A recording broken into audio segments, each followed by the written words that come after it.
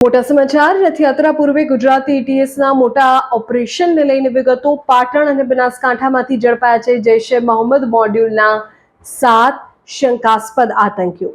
Pakistani handlers સાથે સીધું connection અને છેલ્લા 6 મહિનાથી વોટ્સએપ અને ટેલિગ્રામ કોલથી આતંકીઓ હતા સંપર્કમાં ગુજરાતને લોહી લુહાણ કરવાનું હતું ષડયંત્ર ધરપકડ બાદ પણ મોટા ખુલાસા આતંકીઓના ઘરેથી મળ્યો છે જૈશનો ઝંડો મસૂદ અઝહરના પુસ્તકો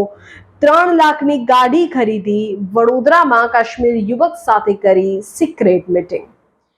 અત્યારના મહત્વપૂર્ણ બ્રેકિંગ ન્યૂઝ આગામી રથયાત્રાના તહેવાર પૂર્વે ગુજરાતમાં એન્ટી ટેરરિસ્ટ સ્ક્વોડ એટીએસે દેશ વિરોધી તત્વોના મનસૂબા પર પાણી ફેરવી દીધું છે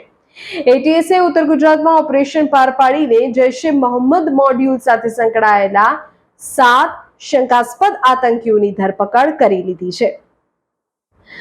માહિતી એવી મળી રહી છે કે એટીએસની ટીમે પાટણના ચાટવાડા નેદ્રા હૈદરપરા અને ખડિયાસણમાંથી 5 આતંકીઓ બનાસકાંઠાના કમાલપુરામાંથી 2 આતંકીને દબોચી લીધા છે અગાઉ ઝડપાયેલા 8 આતંકીઓની પૂછપરછમાં આ નવો ખુલાસો થયો છે આ આતંકીઓ પાકિસ્તાની હેન્ડલર્સના ઇશારે ગુજરાતમાં સ્લીપર સેલ ઊભું કરીને નિર્દોષ યુવાનોને કટ્ટરવાદી બનાવવાની ટ્રેનિંગ આપી મોટું કાવતરું રચી રહ્યા હતા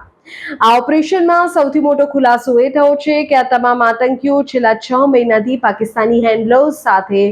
વોટ્સએપ અને ટેલિગ્રામના માધ્યમથી સંપર્કમાં હતા એટલું જ નહીં આતંકીઓના ઘરે સર્ચ દરમિયાન મોટો જથ્થો પકડાયો છે જેમાં જૈશે મોહમ્મદનો ફ્લેગ મસૂદ અઝહરના કટ્ટરવાદ ફેલાવતા પુસ્તકો અને શંકાસ્પદ ડિજિટલ પુરાવા પણ મળી આવ્યા છે પાકિસ્તાનથી મળેલા 3 લાખ રૂપિયાના ફંડિંગમાંથી આ આતંકીઓએ ગાડી પણ ખરીદી હતી અને વડોદરા પાસે કાશ્મીરી યુવક સાથે ગુપ્ત બેઠક પણ કરી હાલમાં કેન્દ્રીય એજન્સીઓ અને ગુજરાત એટીએસ આ નેટવર્કના મૂળ સુધી પહોંચવા અને